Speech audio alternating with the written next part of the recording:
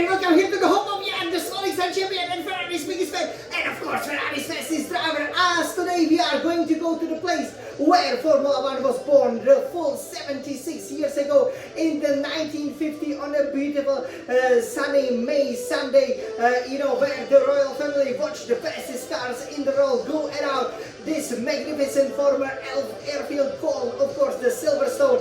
For the very first time the legend was born, and it's been going strong ever since. Welcome here to the birthplace of Formula One. Welcome to round 11 of the exciting 2026 FIA Formula One World Championship. Welcome to the already fourth, can you believe it, Sprint Grand Prix weekend of this amazing, all-new innovative Formula One 2026 season. And today, with our brand new super handsome haircut, and of course with our lovely fashion, that can definitely withstand, the challenging conditions of the North Britain, we are going to go and introduce this magnificent circuit to you with the brand new F126 car. So we are very excited, to show you how to master this circuit. But I have to say that with these cars, for the first time in Silverstone, you will probably feel,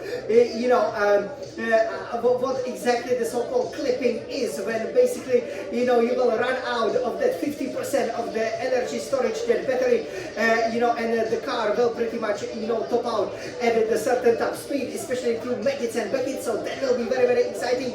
But first, we will take a look at the setup, which, it's very important that you set up the car so that you can turn in sharply into some of these corners, but so that you also, do not have too draggy of the car, so that you can deliver a magnificent performance and plant the Scarlet and Ferrari on pole position. That's right. So we will go through the warm-up lap, to show you especially the straight mode where the active arrow, of course, can be used, and then we will go on a hot lap, and we will try, just like we did already in the previous two F126 hot laps, we will try to challenge our overall best at the circuit where we won 3 times, even from the very back of the grid, for that amazing victory in 2017. Of course, we've also collected 3 fastest laps, 4 pole positions, that's why we have the 3 shiny golden Formula One Grand Prix winner trophies. But, Scuderia Ferrari, especially Lewis Hamilton, will really be aiming to win here, I think, for the unprecedented 10th time at home, and collect that real, true, shiny Formula One Grand Prix winner trophy that's only given, of course, at that now traditional, but, for most of the history, what wasn't a traditional podium, which we will also show you. That a beautiful shiny golden Formula One Grand Prix winner trophy, the British Grand Prix trophy, is a real gem. Every trophy should look like that. As Scuderia Ferrari, we've won it 18 times. Michael Schumacher, my childhood hero, has won it 3 times, so I managed to equal him at certain very lovely circuits like this one, which is absolute joy to drive, especially because it's very wide. It's a former airfield, after all, so you have many different lines, great overtaking opportunities, and with the weather it really tests all of your skills. As Ferrari, we've also been 16 times on a pole position, which might not be so important this year. Thankfully, 22 fastest laps and 59 podiums. We are really going to go for 60 podiums over here. That's the bare minimum as we chasing the Formula One World Championships. So let me climb into the cockpit of the SF1000 T818 Formula One Racing Simulator. Let's race, everybody! This is all Formula One is all about! Alright, so over here, let me get in, and of course we will take for a spin this lovely design Scarlet Ferrari, and of course we will go, as you can see on this lovely design calendar, we will go to round 11, Great Britain, which of course, as you can see over here, it is a great circuit, but you have to really play the strategy right. But also, it is very important, to know how to drive this iconic circuit over here. You can see that podium over there, which is actually a really great, design. Kind of the new one since 2010, but if you watch my 2010 race, obviously you will still see, that all set up over the Silverstone. But hey, this is a really iconic circuit, the birthplace of Formula One, and of course, being run in July, it could be really hard over here. So that will throw in some challenge. So we also have to keep that in mind, and we have to also, keep in mind, of course, the fact that we have super straight speeds where we can, of course, apply that the active aero, right? So over here we selected this setup. Fuel load stays at 10 kg, 10 kilograms. For aerodynamics, we are going to go a little bit more than what we had last year, especially with the rear wing. For front wing aero, it will be 34, rear wing aero at 36, transmission.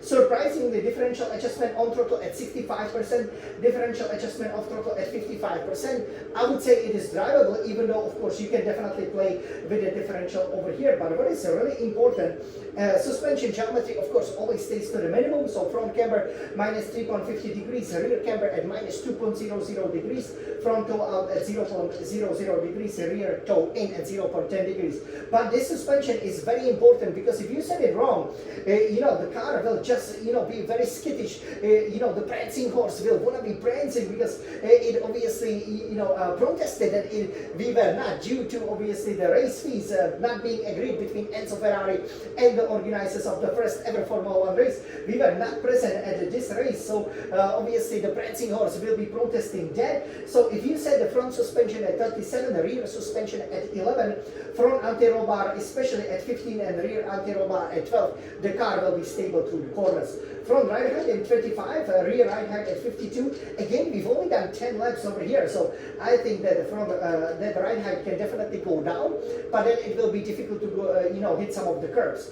For the brakes, front brake bias at 56%, brake pressure we love it at 100% for a top braking performance. The tires over here, that's interesting, because obviously we are looking at many different setups. In F125 we were immediately happy with this one, but here low tire pressures, I would probably go for higher, but front right tire pressure we will try 23.5 psi per square inch, front left tire pressure at 23.5 psi per square inch, rear right tire pressure then all the way to the minimum and 20.5 psi per square inch, rear left tire pressure also at 20.5 psi per square inch. That will maximize the cornering speed, especially of course there with the active aero. So over here, let me now head over here into the circuit of obviously the British Grand Prix, which is the Silverstone circuit.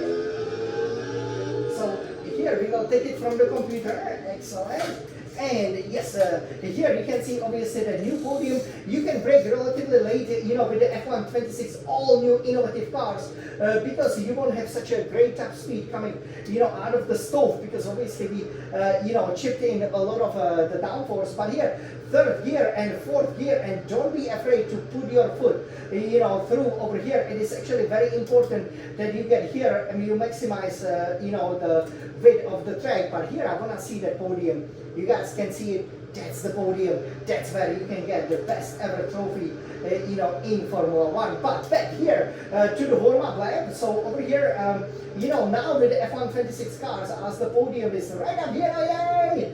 You heading to SM, that's the straight mode, and the car will be quite stable over here, going through this section. So this is of course fantastic, right? Because you don't want the car to be snappy.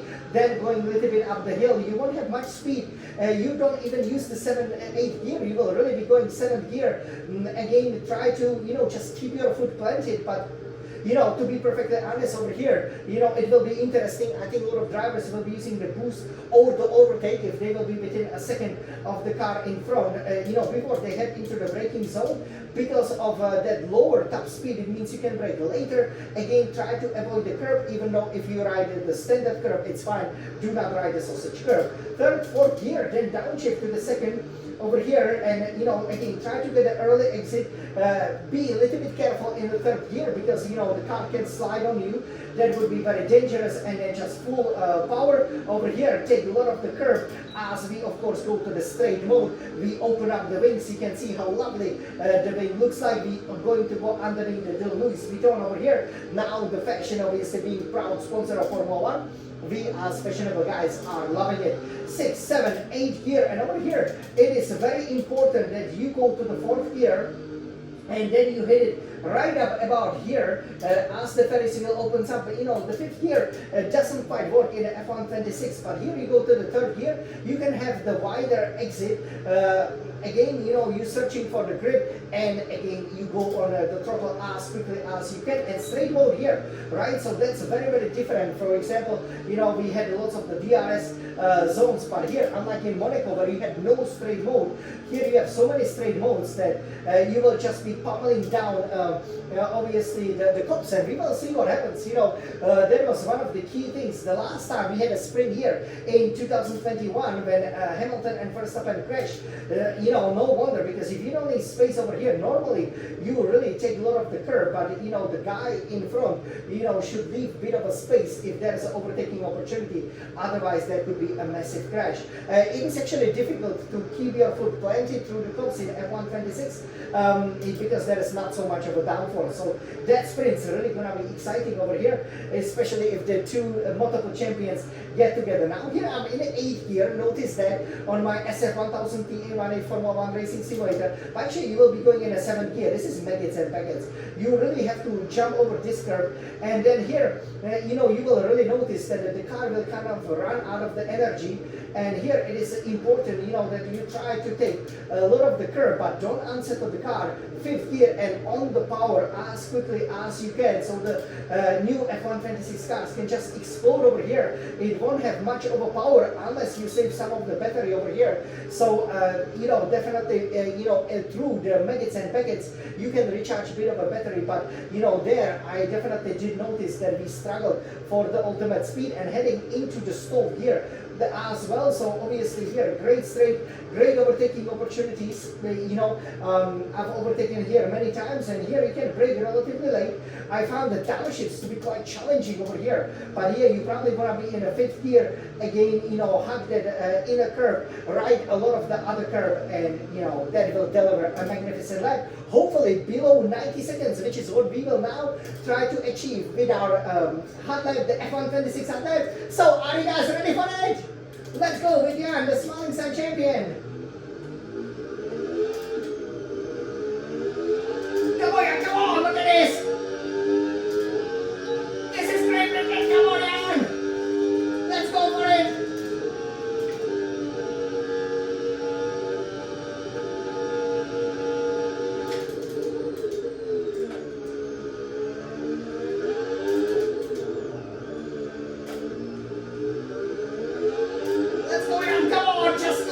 Let's go!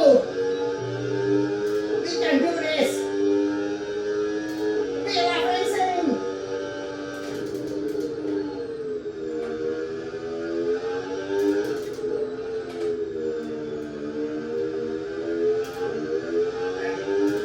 Go for it! Open up the straight mode! Active pedal, baby!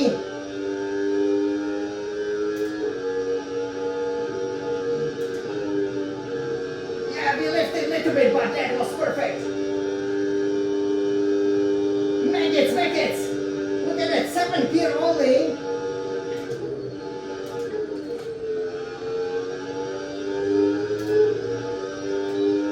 Let's go ahead, Smiling Sun champion.